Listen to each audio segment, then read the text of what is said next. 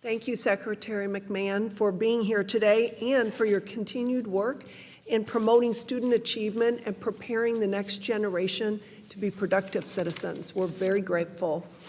Yet, for too long, the Department of Education has failed in this basic mission. The department became bloated with career bureaucrats while our children were trapped in failing schools. And in response to my Democrat colleague earlier, I want to say that the most racist thing going on in our country today is forcing inner city, a lot of times they're Black and brown children, to have to stay in these failing schools. And I just thank you for your efforts to give them options to get out. Thankfully, Madam Secretary, you and President Trump are now at the helm, reversing decades of decline that only grew under the last administration. After President Biden gutted women's rights, President Trump restored Title IX, reaffirming what we all know to be true: men should not be allowed in women's sports. President Trump also stood up for parental rights by enforcing FERPA, ensuring parents are not excluded from what's happening in their child's classroom. And lastly, I'd like to applaud your work, Madam Secretary, on expanding school choice. Because of your efforts, more parents will have the opportunity to use their hard-earned money to send their children to the best schools rather than force them to continue attending failing schools. Madam Secretary, I'd like to ask you about the Education Freedom Tax Credit, a critical program that will help rescue children from failing schools.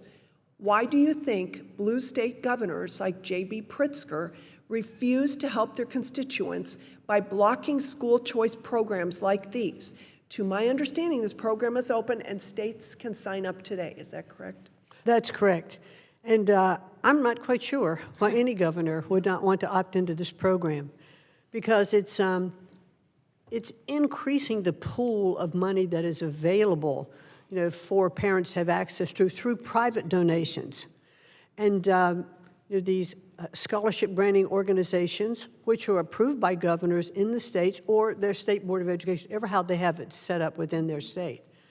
But this money is money that is donated from private sources. There's no cap on how much money can be donated. That donor gets a $1,700 tax credit on their federal tax return. We expect the pool of money to be built up through these private donations to exceed $3 to $4 billion. Over time, this is a substantial amount of money that can go into those education programs. You then have a parent that can apply to these scholarship granting organizations to either get a scholarship for their child to be taken out of a failing school, or a child that is not a school that is not serving the needs of that child to move into another school, public or private. Or they can utilize those funds for after-school tutoring, or if they have a child with disabilities, to get more services for that child.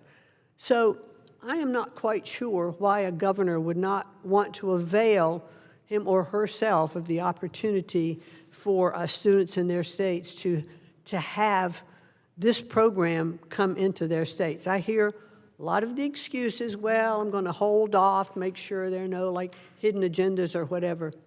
It's not hidden agendas here. These are very straightforward and available.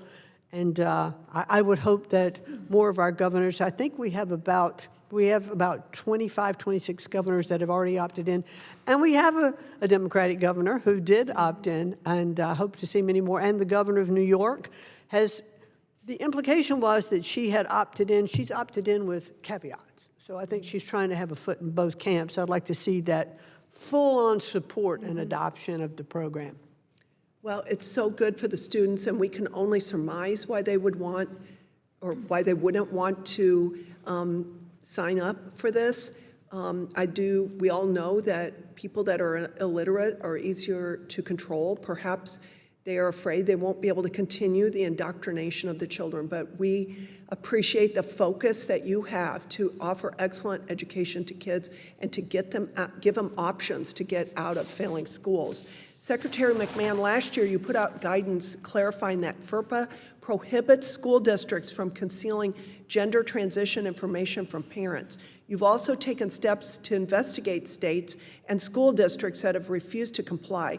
As you continue this great work, is there anything that you'd like to see Congress do to help with these efforts?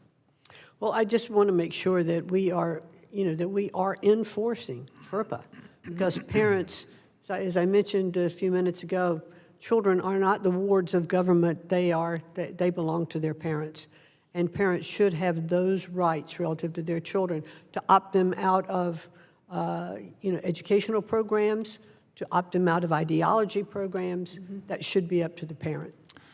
Thank you. Thank the gentlelady. Her time has expired.